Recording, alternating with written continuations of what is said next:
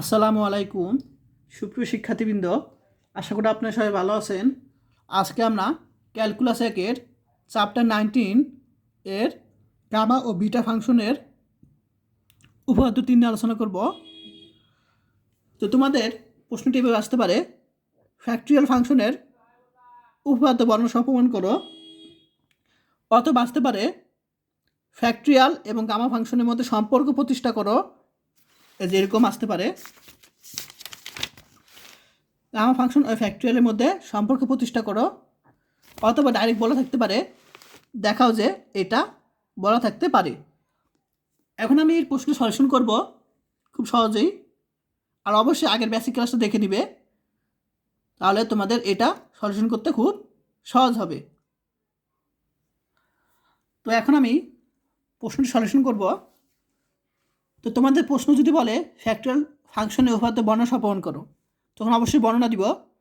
যদি n স্বাভাবিক সংখ্যা হয় তবে আমাদের দেখাতে হবে gamma n+1 equal to n factorial. আর যদি ডাইরেক্ট বলে যে প্রশ্নে যে গামা ফাংশন ও ফ্যাক্টরিয়ালের মধ্যে সম্পর্ক প্রতিষ্ঠা করো অথবা দেখাও যে এইটা, তখন আমরা ডাইরেক্ট প্রমাণিত করতে চলে যাব, প্রমাণে চলে যাব আমরা। তো আমরা জানি যে আবর্ত ফাংশনে এই যে গামা ফাংশনের আবর্ত ফর্মুলা সেটা আমরা জানি যে gamma n+1 equal to n gamma n। এটা আমরা কিন্তু জানি উপপাদ্য 2 হতে। এখন আমরা n এর পরিবর্তে কি বসাবো? n-1 n-2 ডট ডট 4 3 2 1 ক্রম অনুসারে আমরা কি বসাবো, ঠিক আছে? তো ক্রম অনুসারে আমরা যদি বসে দেখি n এর পরিবর্তে আমরা n-1 বসাই, তাহলে পাবো গামা n পাবো। এখন আমরা n এর পরিবর্তে n-1 n এর পরিবর্তে n-1 বসাবো। এটা কিন্তু সূত্রটা তোমাদের এই সূত্র দ্বারা তোমাদের অনেক অঙ্ক আছে, আমি ইনশাল্লাহ বেসিক ক্লাসে বুঝিয়েছি, আরও বুঝাবো। এরপর আমি এখানে n এর পরিবর্তে n কি 2 বসানো, তাহলে আমরা কী পাবো? এখানে n-1 পাবো, আর এখানে আমরা n-2 লিখতে পারি, ঠিক আছে? এটা গামা। তো এরকমভাবে ডট ডট ডট ডট কি তোমরা n এর পরিবর্তে 4 বসাবো, তাহলে n এর পরিবর্তে 4 বসাই ইকুয়াল টু, তা আমরা এখানে কী পাই দেখো, n এর পরিবর্তে যখন এখানে 4 বসাই তার থেকে এক কম হবে 3, আর এখানে 3 গামার মধ্যে থাকবে। একইভাবে এখানে যে আমরা 3 বসাই তাহলে এক কম হবে এখানে 2, আর এখানে গামার মধ্যে 2 থাকবে। আবার যখন এখানে আমরা 2 বসাবো তখন আমরা কী পাবো? এক কম হবে গামা 1 হবে, এখানে 1 গামা 1, ঠিক আছে? আর আমরা জানি গামা 1 এর মান কত? 1। আমি তোমাদের বেসিক ক্লাসে বুঝিয়েছি গামা 1 এর মান কিন্তু 1, এটা প্রমাণ আমি তোমাদের বুঝিয়েছি।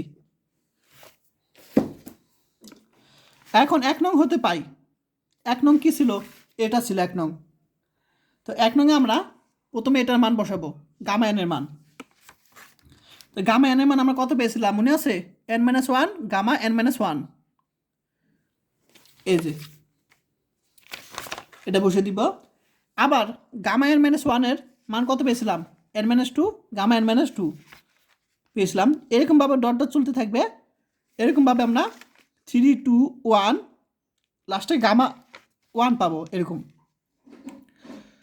তো আমরা জানি গামা 1 এর মান কত?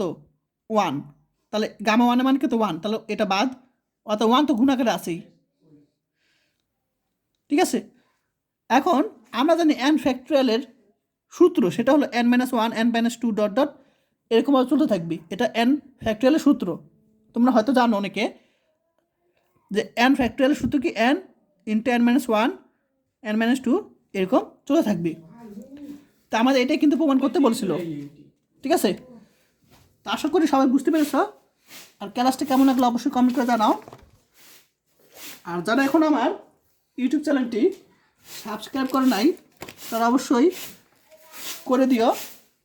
আর যারা কোর্স করতে চাও তারা এই হোয়াটসঅ্যাপ নামে আমাকে মেসেজ দিবে।